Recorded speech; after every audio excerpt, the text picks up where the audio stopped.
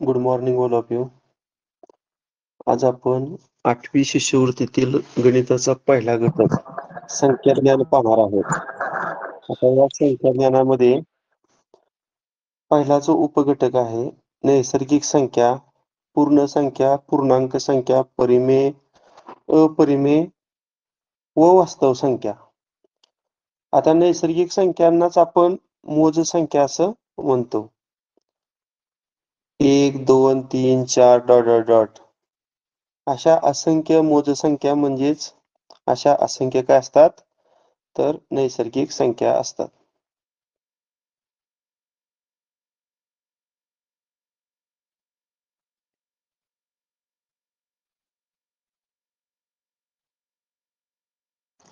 बघा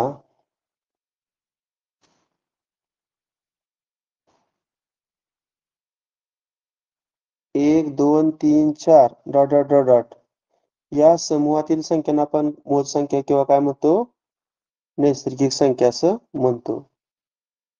1 ही सर्वात लहान नैसर्गिक संख्या आहे आणि सर्वात मोठी नैसर्गिक संख्या सांगता येत नाही. काय सांगितलं तुम्हाला मोज संख्येला दुसरं नाव काय सांगितलं? आज आपण फक्त बेसिक पाहणार आहे संख्याचं. मोज संख्येला दुसरं नाव काय सांगितलं आता तुम्हाला? नैसर्गिक संख्या. हा बरोबर आहे. मोज संख्येलाच काय म्हणतात? नैसर्गिक संख्या असे म्हणतात. मग सर्वात लहान नैसर्गिक संख्या कोणती? 1. 1 ही सर्वात लहान नैसर्गिक संख्या असते आणि सर्वात मोठी नैसर्गिक संख्या सांगता येत नाही. सांगता येत नाही. आता 0 या संख्येचा जर समावेश आपण या नैसर्गिक संख्येच्या समूहामध्ये केला तर कोणत्या संख्येचा संच मिळतोय पहा? 0, 1, 2, 3 डॉट डॉट डॉट या नवीन संख्यांच्या समूहाला काय म्हणायचं रे? पूर्ण संख्या असे म्हणतात. नैसर्गिक संख्यांचा समूह आणि पूर्ण संख्यांचा समूह याच्यात बदल काय आहे रे? नैसर्गिक संख्यांच्या समूहापेक्षा एकच संख्या जास्त आहे पूर्ण संख्येच्या समूहामध्ये, ती म्हणजे 0. मग तुम्हाला विचारलं सर्वात लहान पूर्ण संख्या कोणती? तर याचं उत्तर आहे 0 ही सर्वात लहान काय आहे?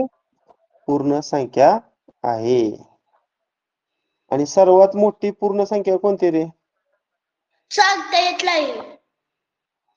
बरोबर. सर्वात मोठी पूर्ण संख्या सांगता येत नाही. आता आपण पाहिलं नैसर्गिक संख्यांचा समूह आणि त्यानंतर पाहिला पूर्ण संख्यांचा समूह. आता आपल्याला पाहिजे आहे पूर्णांक संख्यांचा समूह. Dot dot dot -3 -2 -1 0 1 2 3 dot dot dot हा जो संख्यांचा समूह आहे या समूहाला आपण काय म्हणतो? पूर्णांक संख्या असं म्हणतो. मग सर्वात मोठी पूर्णांक संख्या कोणती रे? सर्वात मोठी पूर्णांक संख्या -1. निगेटिव्ह 1. सर्वात मोठी इथं लिहिताना चुकले बघा. -1 ही सर्वात मोठी ऋण पूर्णांक संख्या आहे. -1 ही सर्वात मोठी ऋण पूर्णांक संख्या आहे. सर्वात मोठी पूर्णांक संख्या सांगता येत नाही, पण सर्वात मोठी ऋण पूर्णांक संख्या कोणती असते? तर -1 ही असते. आणि सर्वात लहान ऋण पूर्णांक संख्या मात्र सांगता येत नाही. बघा सर्वात लहान ऋण पूर्णांक संख्या पण सांगता येत नाही आणि सर्वात मोठी पूर्णांक संख्या सुद्धा सांगता येत नाही. फक्त सर्वात मोठी ऋण पूर्णांक संख्या सांगता येते. ती कोणती आहे? सर्वात मोठी ऋण पूर्णांक संख्या निगेटिव्ह 1 ही आहे. अगदी बरोबर.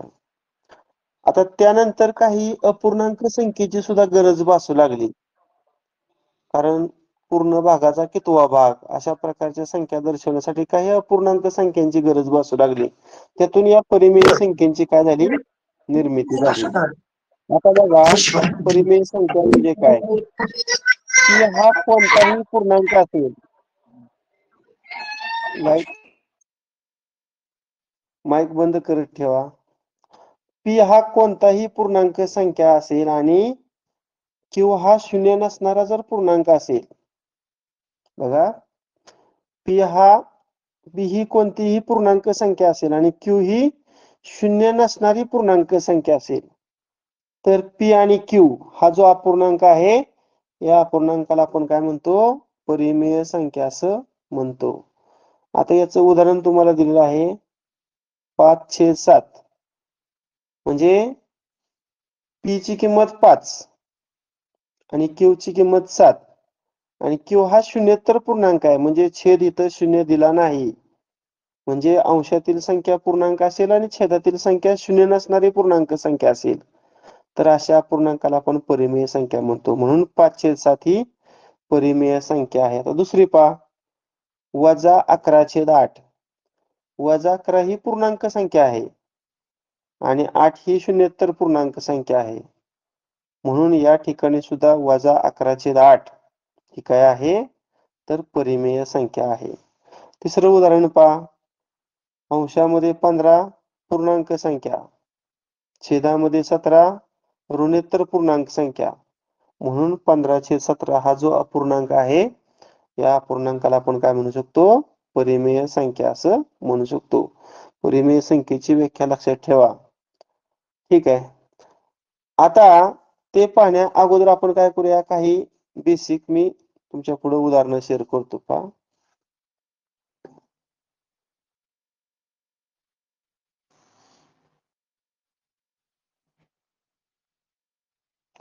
आता एक तुम्हाला मी भागाकार करायला सांगतो. पहा, 135 हा भाज्य आहे आणि 12 हा भाजक आहे.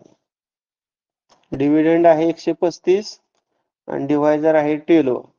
हा पण भागाकार करूया. बघा, 12 × 12 वजाबाकी 1 करून घेतलं 5, पुन्हा 12 × 12 वजाबाकी 3. आता 135 नंतर आपण दशांश चिन्ह देऊन किती झिरो घेऊ शकतो? आता मी भागाकारात दशांश चिन्ह देतो आणि दशांश नंतरचा एक अंक घेतो. बघा, 12 दुनी 24 वजाबाकी आली 6, वरून घेतला 0 आणि 12 पंचे 60 आणि 60 आणि 60 ची वजाबाकी किती? 0. याचा अर्थ 135/12 हा गुणाकार किती आला? 11.25. बघा, आता इथं ज्या अर्थी बाकी शून्य आलेले आहे, त्या अर्थी भागाकार क्रिया पूर्ण झालेली आहे. बाकी शून्य आलेले आहे, याचा अर्थ भागाकार क्रिया पूर्ण झालेली आहे. याचा अर्थ या 5च्या पुढं कोणताही अंक नाही. म्हणून हे जे दशांश रूप आहे ते खंडित आहे. पहा, हा जो डेसिमल फॉर्म आहे तो काय आहे? टर्मिनेटिंग आहे. खंडित म्हणजे भागाकार क्रिया संपलेली आहे, बाकी शून्य आलेले आहे, म्हणून त्याला आपण खंडित दशांश रूप असं म्हणतो. काय म्हणतो? खंडित दशांश रूप म्हणजेच टर्मिनेटिंग डेसिमल फॉर्म. परंतु हेच आपण असं लिहू शकतो का नाही रे? 11.25. आता दशांश नसल्या कारणाने आपण त्याच्या पुढे किती झिरो लिहू शकतो, नो प्रॉब्लेम. असं असंख्य शून्य लिहू शकतो आणि पुढे डॅश असं पण लिहू शकतो.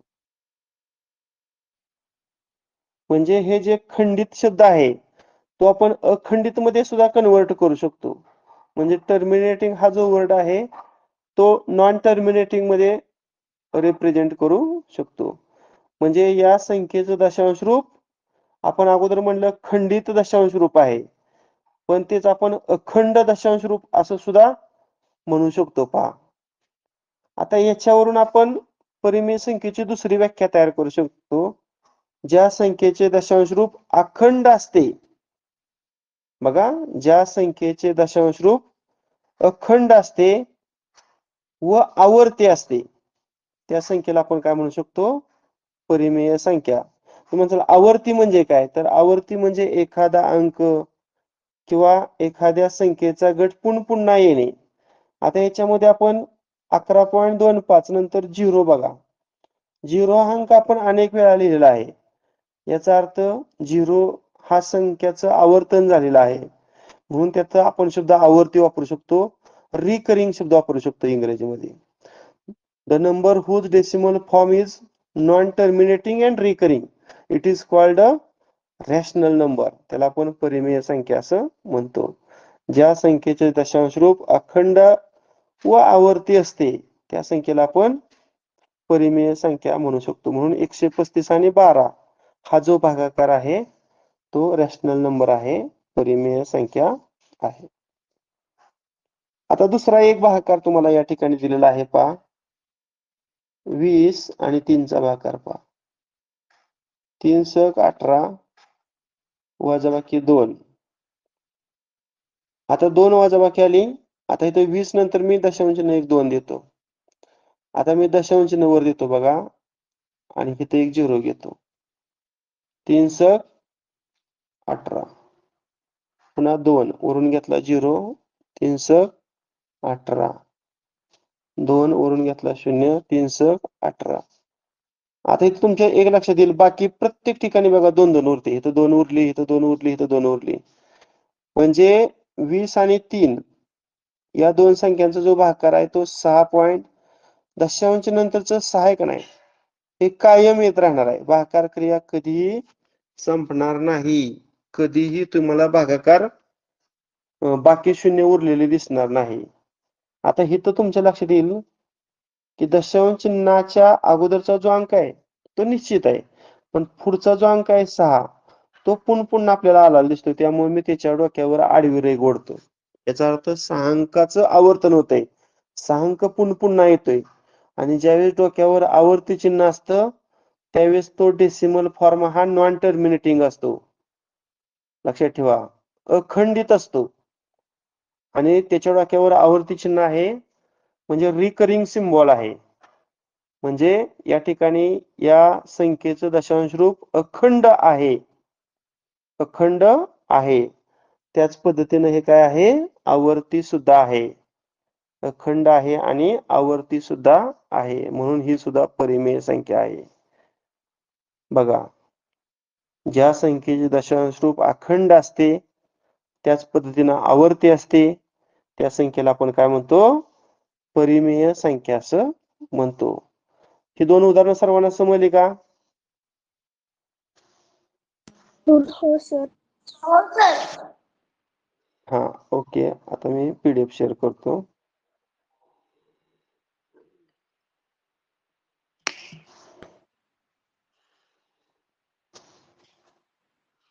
हा बघा, अखंड आवर्ती दशांश रूप व परिमेय संख्या.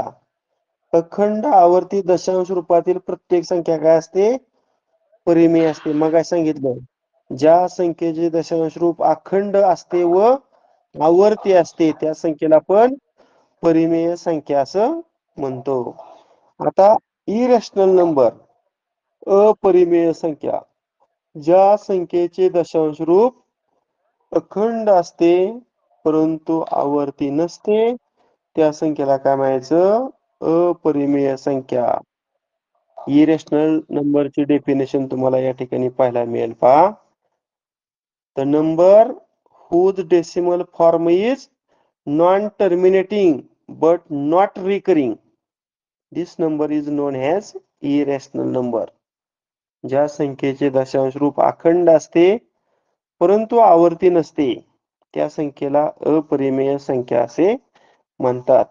आता तुम्हाला वर्गमुळात 2 ची किंमत म्हणजे 2 चं वर्गमूळ या ठिकाणी भागाकार पद्धतीनं काढून दिलेलं आहे. By division method find out the square root of 2. किती किंमत दिली रे? 1.414213562 डॉट डॉट डॉट डॉट. आता ज्या अर्थी डॉट डॉट आहे त्या अर्थी दशांश रूप कसं आहे, अखंड आहे पहा. ज्या अर्थी डॉट डॉट आहे त्याचा अर्थ दशांश रूप कसं आहे, अखंड आहे. आणि इथं कोणता अंक पुन्हा दिसतोय का दशांश नंतर बघा. पण तुम्ही सर इथं 4 दिसतंय, इथं 4 दिसतंय, पण पुढे 4 कुठे दिसतंय का? नाही. किंवा 41 41 41 असं कुठे दिसतंय का?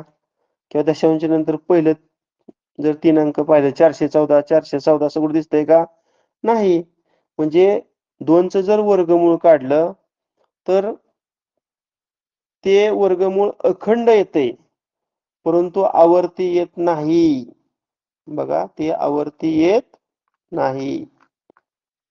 आवर्ती नाही. या 2चे वर्गमूळ अखंड आहे पण आवर्ती नाही. मग इथं मगाशी होते, ज्या संख्येचे दशांश रूप अखंड आहे परंतु आवर्ती नाही, या प्रकारच्या संख्येला आपण काय म्हणतो? अपरिमेय संख्या असं म्हणतो. म्हणून वर्गमुळात 2 ही अपरिमेय संख्या आहे.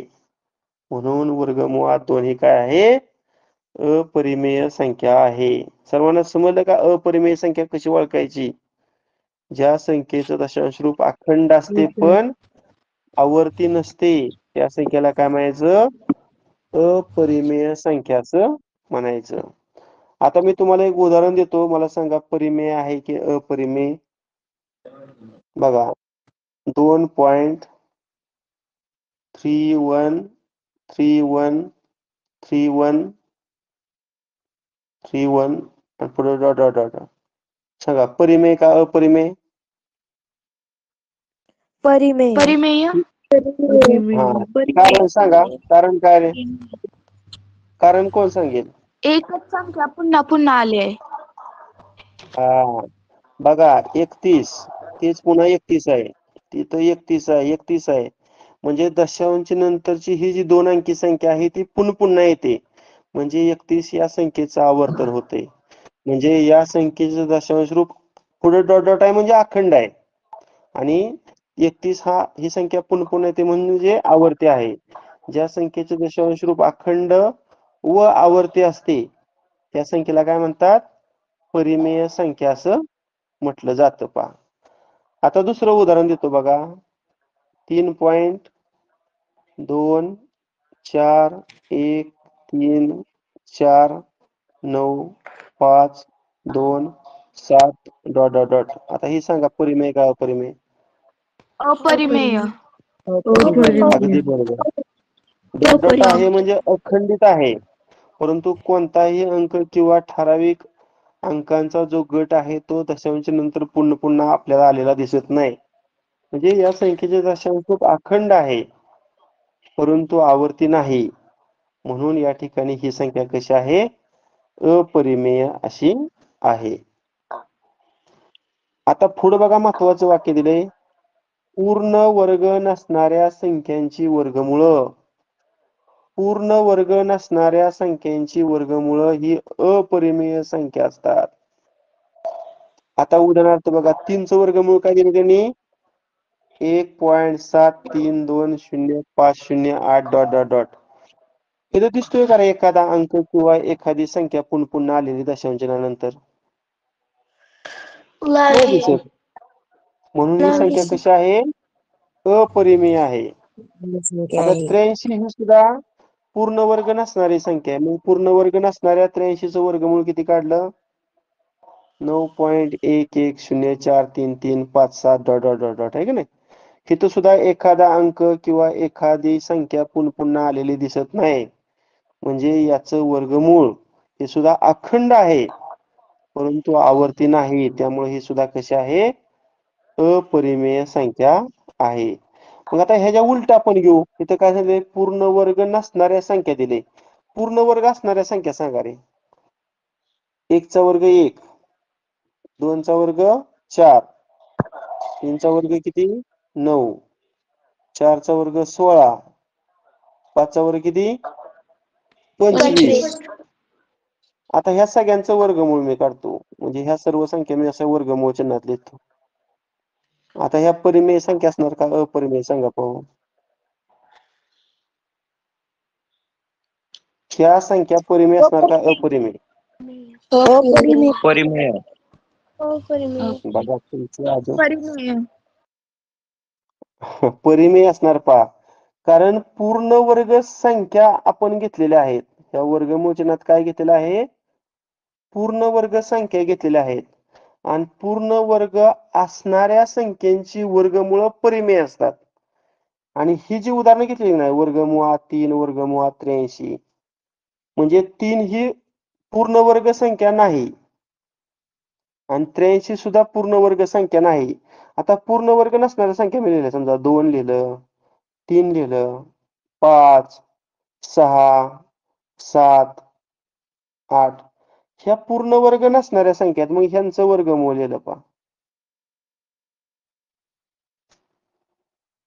ही सर्व पूर्ण वर्ग नसणाऱ्या संख्यांची वर्गमूळ आहेत. समजून घ्या कन्सेप्ट. ह्या अपरिमेय संख्या येणार आणि वर दिलेल्या 5 ह्या परिमेय संख्या येणार. कारण वर पूर्ण वर्ग संख्यांची वर्गमूळ आहेत आणि पूर्ण वर्ग संख्यांची वर्गमूळ परिमेय संख्या असतात आणि पूर्ण वर्ग नसणाऱ्या संख्यांची वर्गमूळ काय असतात? अपरिमेय असतात. समजलं का फरक तुम्हाला? हॅलो. हो सर. मग अजून एक तुम्हाला समजण्यासाठी अजून एक मी उदाहरण देतो. मला सांगा, वर्गमुळात 64 परिमेय का अपरिमेय? परिमेय. अगदी बरोबर. आणि वर्गमुळात 65 ही काय आहे? अपरिमेय. ओके. म्हणजे त्या वर्गमूळ चिन्हात जर पूर्ण वर्ग संख्या असेल तर ती परिमेय संख्या आणि वर्गमूळ चिन्हात जर पूर्ण वर्ग संख्या नसेल तर ती अपरिमेय संख्या. ठीक आहे, हे तुमच्या लक्षात आता आलं असेल. नेक्स्ट, आता 8वं पहा. परिमेय संख्या व अपरिमेय संख्या या दोन्हींचा मिळून जो संख्या समूह तयार होतो त्याला आपण वास्तव संख्या असं म्हणतो किंवा त्या संख्यांना वास्तव संख्यांचा समूह असे म्हणतात. परिमेय असली तरी ती वास्तव संख्या असते आणि अपरिमेय असेल तरी सुद्धा ती काय असते? वास्तव संख्या असते. बघा, प्रत्येक परिमेय संख्या ही वास्तव संख्या असते, प्रत्येक अपरिमेय संख्या ही सुद्धा वास्तव संख्या असते. ही दोन्ही विधान सत्य आहेत बरं का. हे सुद्धा विधान सत्य आहे आणि हे सुद्धा विधान सत्य आहे. परंतु ह्याच्या जर उलट आलं का नाही, प्रत्येक वास्तव संख्या ही परिमेय संख्या असते, तर ते विधान चुकीचं आहे. किंवा प्रत्येक वास्तव संख्या ही अपरिमेय असते, हे सुद्धा विधान कसं आहे? चुकीचं आहे. समजतंय ना? परिमेय संख्या अगोदर आला शब्द तर ते विधान सत्य आहे. अपरिमेय संख्या हा शब्द जर त्या वाक्यात अगोदर आला तर ते विधान सत्य आहे.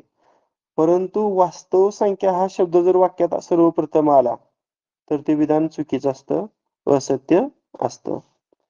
आता इथं तुम्हाला काही उदाहरण दिली बघा. 2/7 ही काय आहे? परिमेय संख्या आहे, म्हणजे ती वास्तव संख्या आहे. -10/3 ही परिमेय संख्या आहे, ती सुद्धा वास्तव संख्या आहे. वर्गमुळात 2 ही अपरिमेय आहे आणि अपरिमेय संख्या सुद्धा वास्तव असते, म्हणून ही वास्तव संख्या आहे. 0 ही सुद्धा वास्तव संख्या आहे. -11.34 ही सुद्धा वास्तव संख्या आहे. म्हणजे any number in the universe is a real number. या जगामध्ये, या विश्वामध्ये अस्तित्वात असणारी जी प्रत्येक संख्या आहे ती वास्तव संख्या असते. मग ती परिमेय असू द्या अन्यथा अपरिमेय संख्या असू द्या, ती काय असते? वास्तव संख्या असते. आतापर्यंत आपण काय काय पाहिलं बघा. नैसर्गिक संख्यांचा समूह पाहिला, त्याला आपण कॅपिटल एन म्हणूया. नॅचरल नंबरचा समूह. पुन्हा पूर्ण संख्यांचा समूह पाहिला, होल नंबर्स, त्याला आपण डब्ल्यू म्हणूया. पुन्हा इंटिजर म्हणजे काय रे? पूर्णांक संख्यांचा समूह पाहिला, त्याला आय म्हणूया. परिमेय संख्यांच्या समूहाला क्यू म्हणतात पहा, सेट ऑफ क्वोशिएंट. आणि शेवटी रिअल नंबर घेऊया, वास्तव संख्यांच्या समूहाला आपण आर म्हणूया. मग आता पुन्हा एकदा मला हे जे अल्फाबेट्स आहेत ते कशासाठी वापरले जातात सांगा. एन कशासाठी वापरलं जातं? नैसर्गिक संख्यांचा समूह. डब्ल्यू कशासाठी वापरलं जातं? पूर्ण संख्यांचा समूह. आय कशासाठी वापरलं जातं? पूर्णांक संख्यांचा समूह. पूर्णांक संख्या. क्यू कशासाठी वापरलं जातं? परिमेय परिमेय संख्यांचा समूह. संख्या आणि आर कशासाठी वापरलं जातं? वास्तव संख्यांचा समूह. हा, आता एक सांगतो तुम्हाला, हे बघा असं दिलं बघा, मी प्रश्न असा तयार करतोय, प्रत्येक नैसर्गिक संख्या ही पूर्ण संख्या असते. विधान सत्य. प्रत्येक नैसर्गिक संख्या ही पूर्णांक संख्या असते. सत्य. प्रत्येक नैसर्गिक संख्या ही परिमेय संख्या असते. सत्य. आणि प्रत्येक नैसर्गिक संख्या ही वास्तव संख्या असते. सत्य. म्हणजे ह्या समूहांचा जो मी क्रम लिहिलेला आहे, या क्रमानुसार जर विचार केला तर डाव्या बाजूच्या संख्यांचा समूह आणि उजव्या बाजूच्या संख्यांचा समूह, डाव्या बाजूचा समूह म्हणजे डाव्या बाजूची संख्या ही उजव्या बाजूची संख्या असते, या पद्धतीनं. आता इथं घेतलं, प्रत्येक पूर्ण संख्या ही पूर्णांक असते. प्रत्येक पूर्ण संख्या ही परिमेय संख्या असते. प्रत्येक पूर्ण संख्या ही वास्तव संख्या असते. हे सुद्धा विधान सत्य आहे. प्रत्येक पूर्णांक संख्या परिमेय संख्या असते. प्रत्येक पूर्णांक संख्या वास्तव संख्या असते. हे सुद्धा विधान सत्य आहे. प्रत्येक परिमेय संख्या वास्तव संख्या असते. हे सुद्धा सत्य आहे. आता जर तुम्ही उलटा प्रवास केला तर ती विधानं चुकीची होतात बरं का. उलटा प्रवास कसा पहा, तुम्ही असं, तुम्हाला एखादं वाक्य दिलं, प्रत्येक पूर्ण संख्या ही नैसर्गिक संख्या असते, तर ते विधान चुकीचं आहे. कारण 0 ही पूर्ण संख्या आहे, परंतु 0 ही नैसर्गिक संख्या नाही. त्यामुळं प्रत्येक पूर्ण संख्या ही नैसर्गिक संख्या असते, हे विधान चुकीचं आहे. किंवा असं दिलं, प्रत्येक पूर्णांक संख्या ही नैसर्गिक संख्या असते, तर हे विधान सुद्धा चुकीचं आहे. कारण -3 ही पूर्णांक संख्या आहे, पण -3 ही नैसर्गिक संख्या नाही. उलटा प्रवास केला की ते विधान चुकीचं पहा. प्रत्येक परिमेय संख्या पूर्णांक असते, चुकीचं आहे. कारण 1/2 परिमेय आहे, पण 1/2 पूर्णांक नाही. प्रत्येक वास्तव संख्या ही पूर्णांक संख्या असते, हे सुद्धा चुकीचं आहे. कारण अपरिमेय संख्या कधीही पूर्णांक संख्या होऊ शकत नाही. समजलं का? हा सिक्वेन्स कसा लक्षात ठेवायचा तुमच्या? डावीकडची संख्या अगोदर घेतली आणि उजवीकडची संख्या नंतर घेतली तर ते विधान सत्य असतं. समजलं का रे? हॅलो. हो हा, ओके. आता पुढं पहा,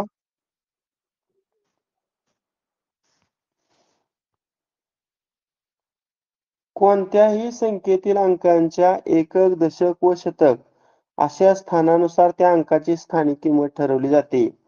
उदाहरणार्थ 4583, यामध्ये 7 हा सहस्त्रस्थानी अंक आहे. म्हणजे 7ची स्थानिक किंमत 7 ला 1000 गुणून 7000 आली.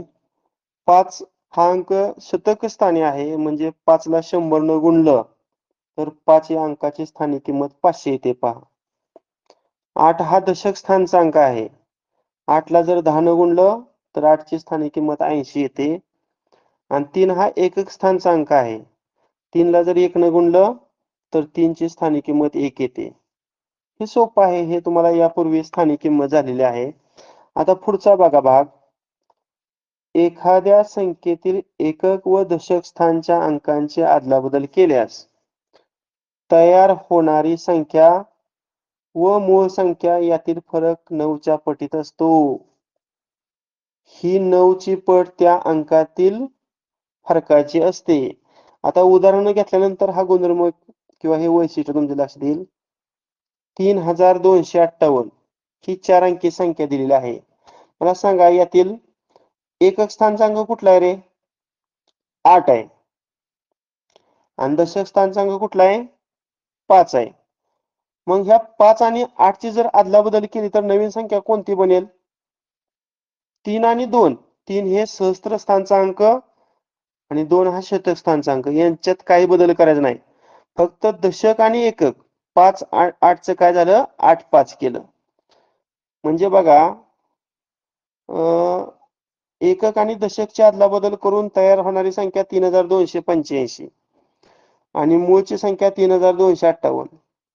आता या दोन संख्यातला जर फरक काढला तर तो फरक बघा, 85 मधून 58 जर वजा केलं तर 27 वजा बाकी येते. परंतु या वरच्या गुणधर्मानुसार जर काढलं तर ज्या दोन अंकाची अदलाबदल केली त्यांचा फरक काढलाय बघा इथं कंसात. 8 आणि 5 चा फरक काढलेला आहे आणि त्याला 9 न गुणलंय. मग 9 आणि 3 चा गुणाकार किती आला? 27 आला पहा. बघा अजून एक तुम्हाला वाटल्यास समजण्यासाठी मी उदाहरण देतो. आता इथं 9च काय घेतलं हे पण समजावून घ्या. कारण दशक स्थानचा अंक आणि एकक स्थानचा अंक यांची अदलाबदल केली. दशक म्हणजे 10 आणि एकक म्हणजे 1, ह्या दोघातला फरक काढला त्यांनी.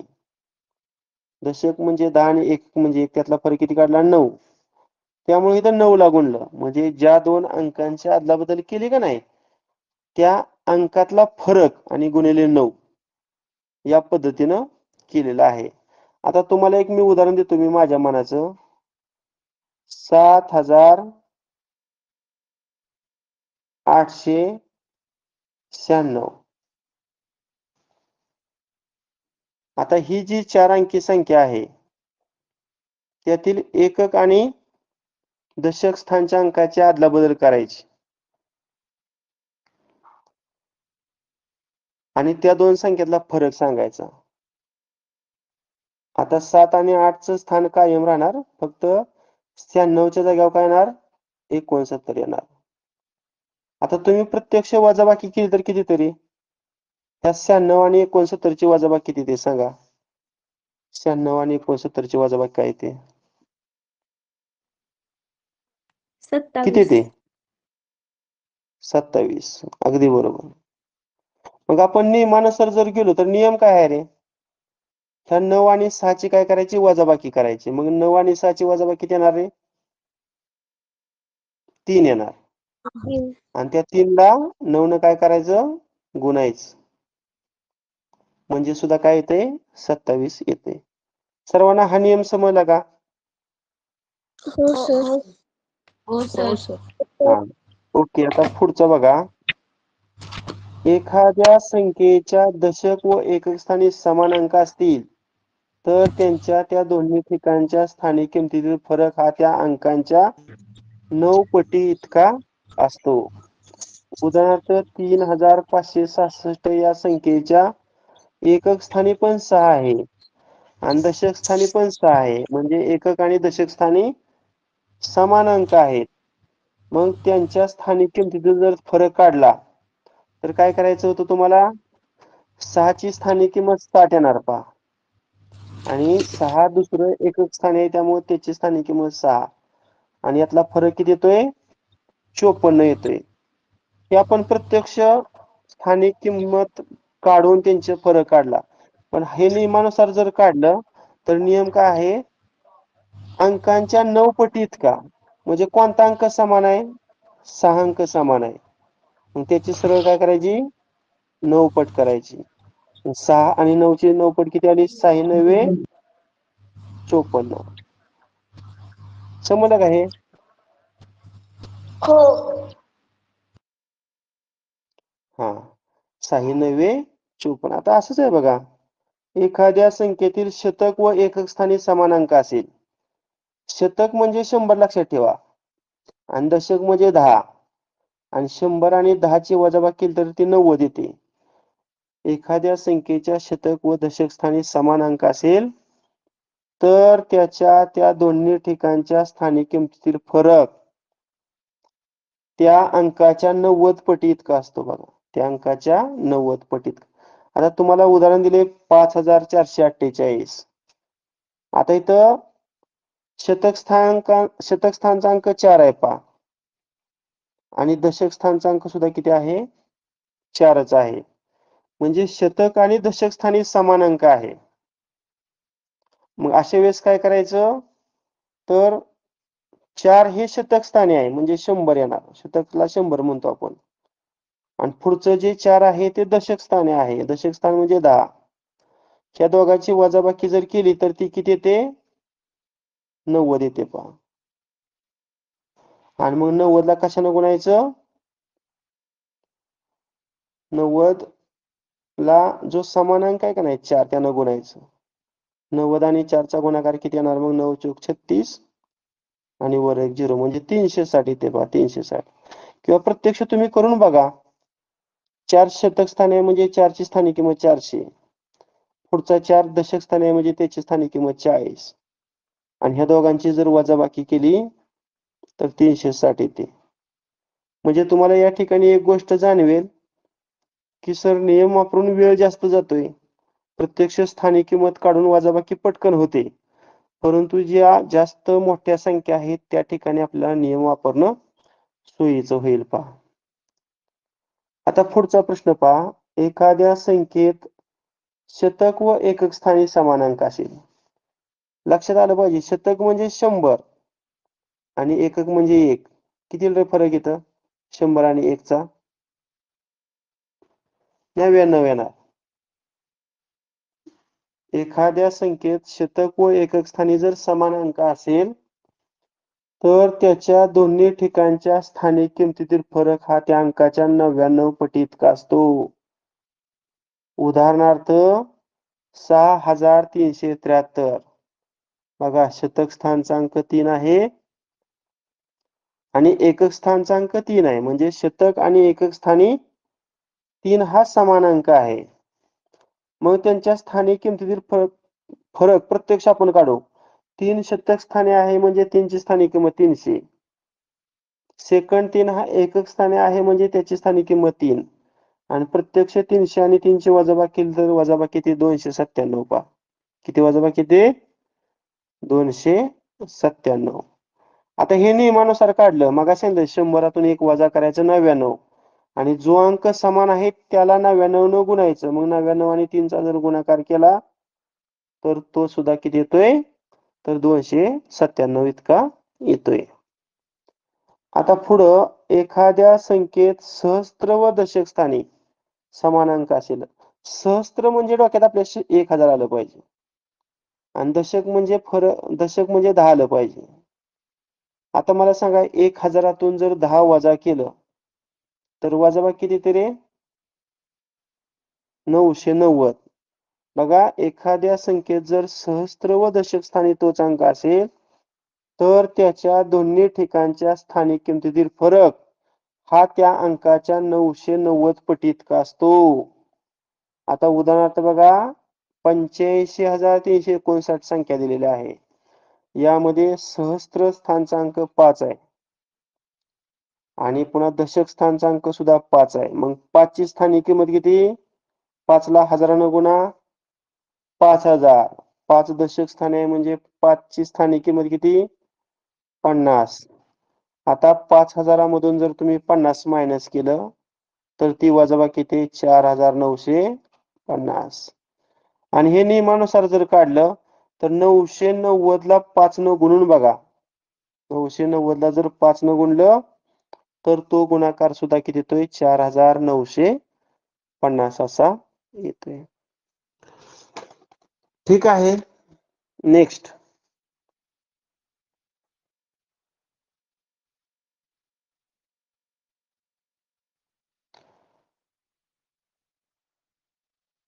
शून्य ते 9 यामध्ये सर्वात मोठा अंक 9 आहे.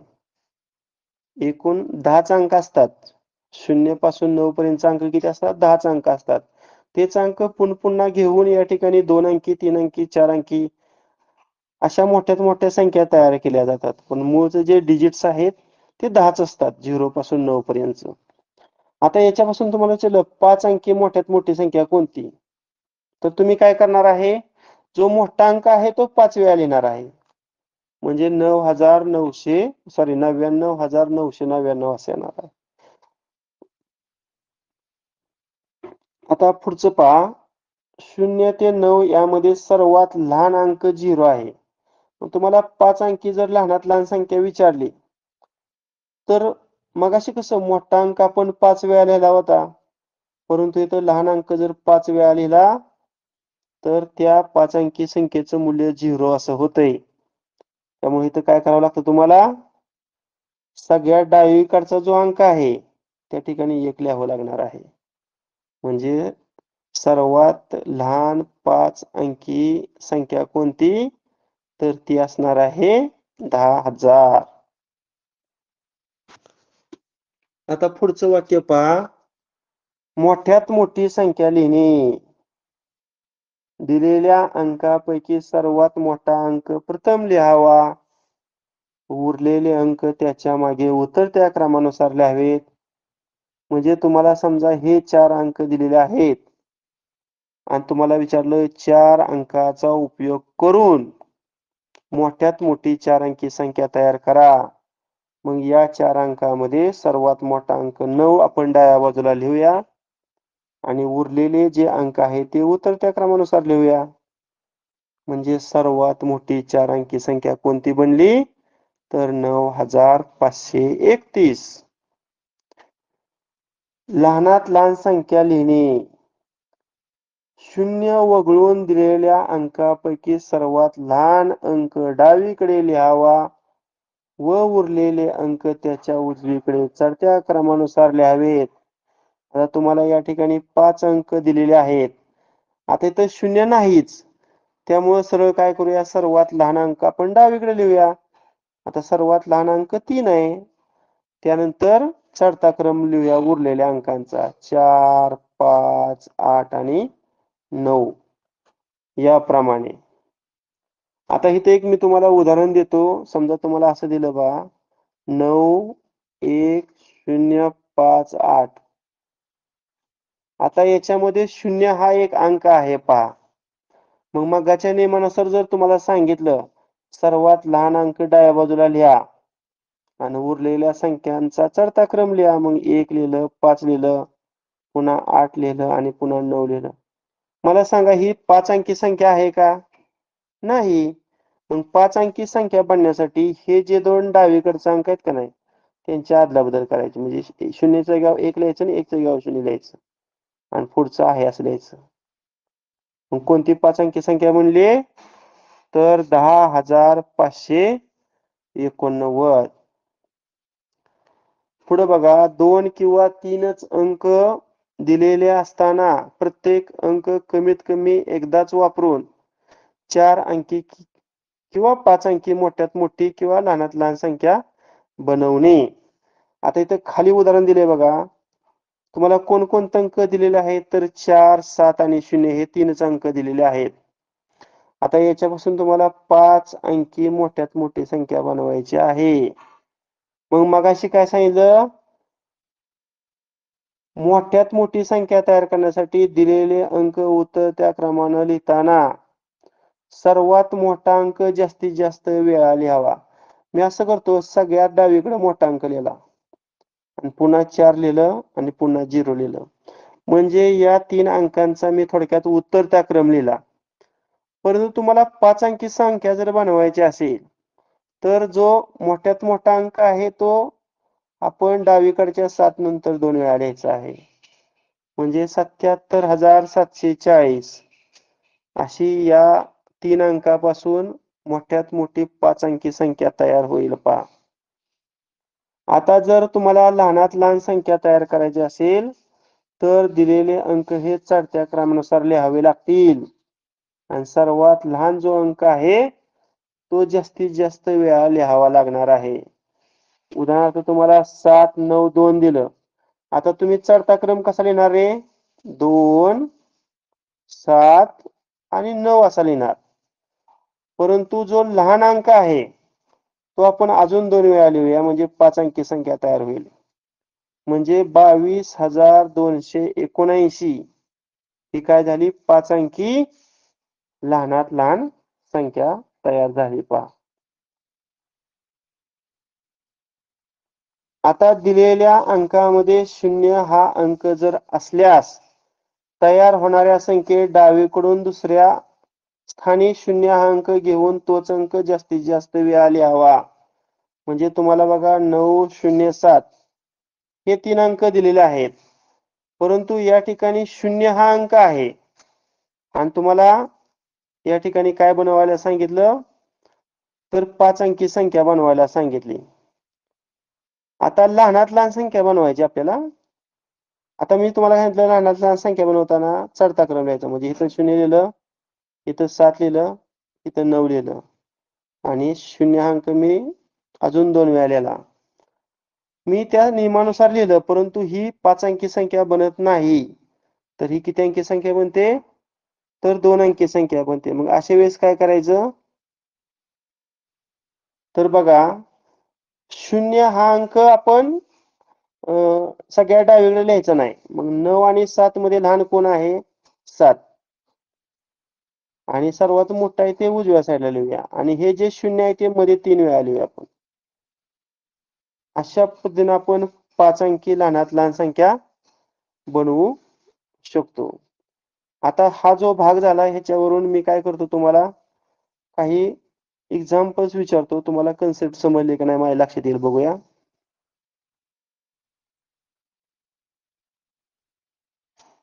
$7,989.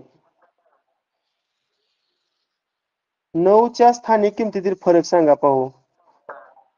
9च्या स्थानिक किमतीतील फरक. 991. 891. 891. 891. बरं आपण काय करूया प्रत्यक्ष काढून बघूया. ह्या 9ची स्थानिक किंमत किती आली रे? 900. आणि एकक स्थानच्या 9ची स्थानिक किंमत 9. आता ही वजाबाकी करून बघूया. 10 तून 9 गेलं 1, इथं 1. 10 तून 1 गेलं 9, इथं 1. किती आलं? 891 आलं. किती आलं? 891. आता हे नियमानुसार जर केलं तर नियम काय आहे? हे 9 काय आहे? शतक स्थानी आहे म्हणजे 100. आणि पुढचं 9 एकक स्थानी आहे म्हणजे त्याची 1. आणि ह्यांची वजाबाकी किती आली? 99.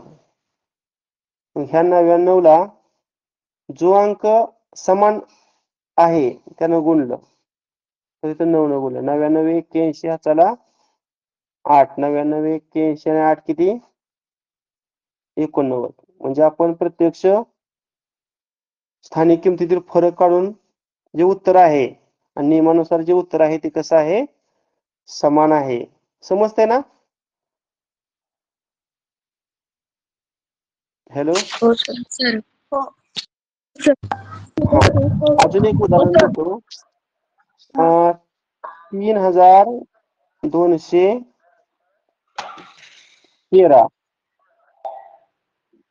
आता मला सांगा 3 हा अंक 2 वेळा आलेला आहे. तर 3च्या स्थानिक किमतीतील फरक किती? 3च्या स्थानिक 997. किमतीतील फरक 2997. 2997. 2997. बर ठीक आहे. आता आपण हे सोडवून बघूया. त्यात 3ची स्थानिक किंमत किती? 3000. पुन्हा ह्या 3ची स्थानिक किंमत किती? 3. आता ही जर वजाबाकी केली तर 2900 किती ते 97 येते. परंतु आपण आता नियम वापरून हेच गणित सोडवूया. आता इथं 3 म्हणजे सहस्त्रस्थानी आहे म्हणजे 1000. हे 3 एकक स्थानी आहे म्हणजे ते 1. आता ह्या दोघांची जर वजाबाकी केली 1000तून 1 वजा केलं किती येणार? 999. आता कोणता अंक रिपीट आहे किंवा कोणत्या अंकाच्या स्थानिक किमतीतील फरक विचारला आहे तो 3 आहे. ह्याला 3 न गुणलं. 3 9 27 चला 2. 3 9 27 आणि 2 29 चला 2. 3 9 27 आणि 2 29. म्हणजे आपण प्रत्यक्ष सोडवून पण 2997 आलं आणि नियम वापरून सुद्धा 2997 आलं. ठीक आहे. आज आपण संख्याज्ञान मध्ये जो पहिला उपघटक आहे नैसर्गिक संख्या, पूर्ण संख्या, पूर्णांक संख्या, परिमेय, अपरिमेय, वास्तव संख्या याचं फक्त बेसिक माहिती पाहिलेली आहे.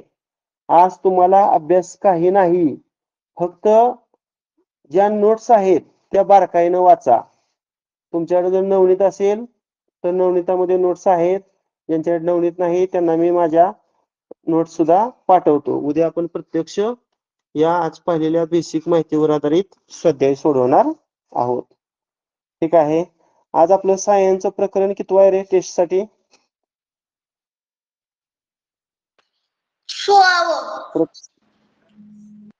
16 आहे का? बर ठीक आहे. बस करूया. Okay bye. Bye sir.